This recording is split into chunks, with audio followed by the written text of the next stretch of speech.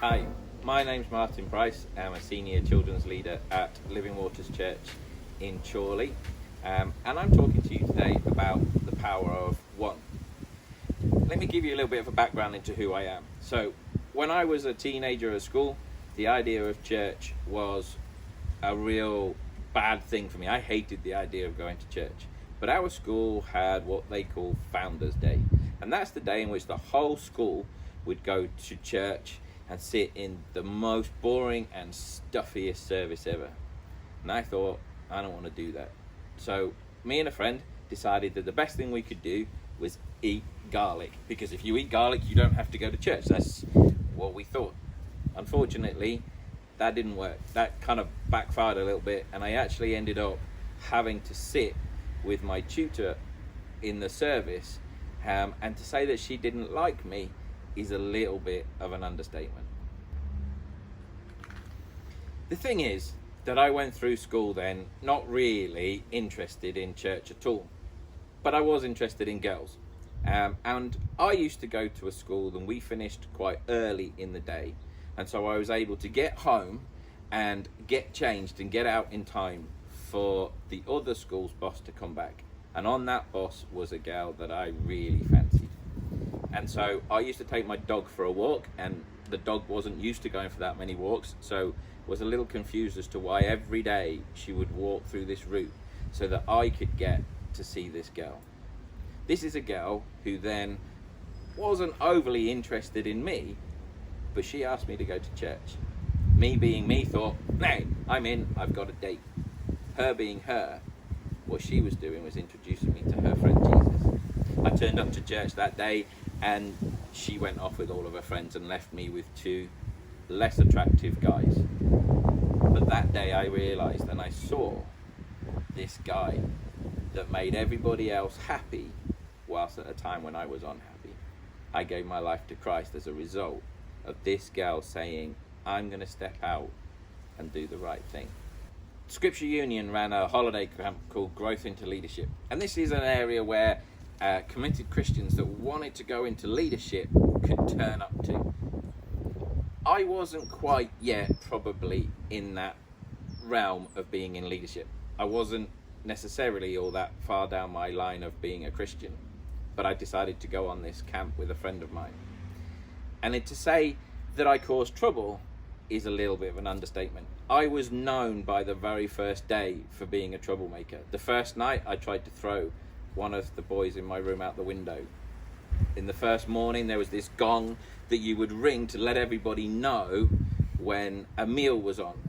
And very early in the morning I got up, I ran downstairs, I banged this gong really loud, I ran back to my bed and pretended nothing had happened.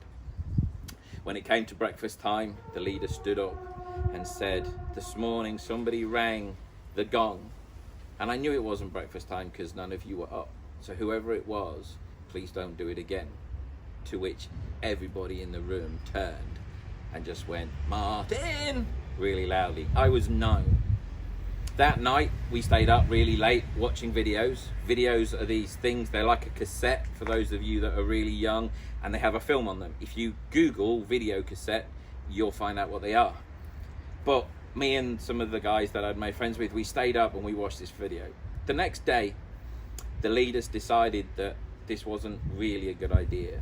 So they took the video player and the TV away. They didn't tell us, they just took it away and hid it. So when we came to watch the film and it wasn't there, I decided that I would take the gong and I would hide it. Now, we were in a posh private school, and the people who ran the posh private school were coming to do an inspection, and the gong was missing. I had the gong, they had my video player.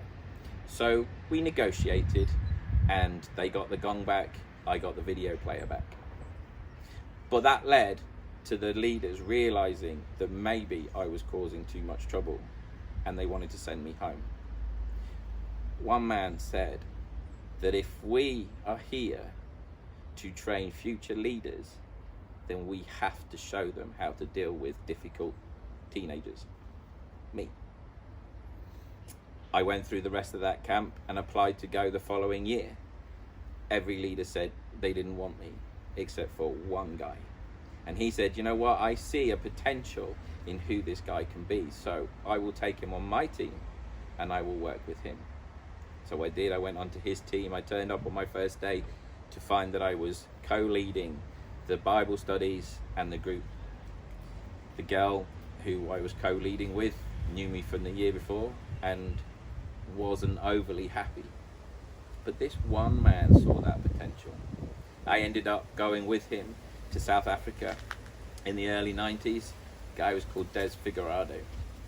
That man was able to influence who I was. He saw a potential in who I could be. You see, Jesus had this one guy with him, Peter. Now, Peter was that guy that probably caused Jesus loads of headaches. He's the guy that chopped off ears, denied him. He walked on water when he did, but when he took his eyes off Jesus, he sank. Peter must have been that guy that causes all the problems. Jesus must have sometimes, for me, I think, held his head in his hand sometimes and thought, Peter, Peter, Peter, what are you doing? But you know, despite everything that went on, Jesus knew Peter's potential. He saw him. He's the first person he chose. He was one of his closest friends. See, each one of us has probably got that kid in our group that causes us problems, either whether it's a children's or youth. That one that, you know, on that Sunday or that group when they don't turn up, there's an element of, oh, thank goodness he's not turned up. But what if you are that kid's power of one? What if that one kid has been chosen to preach to millions? If you look up on Google, I think, a faithful Sunday school teacher brings forth Billy Graham. If you look that up on YouTube, you will find the lineage that led to Billy Graham coming to know Christ. Billy Graham turned up to a crusade not because he wanted to hear about Jesus, but because actually he wanted to go there with his friends to see what sort of trouble they could cause within this meeting. But Jesus spoke to Billy.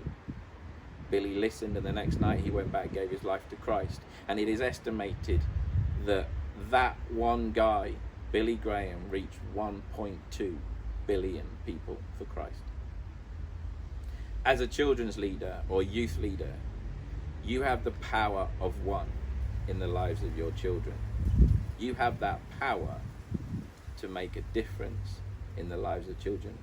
What if today you are the power of one for your children?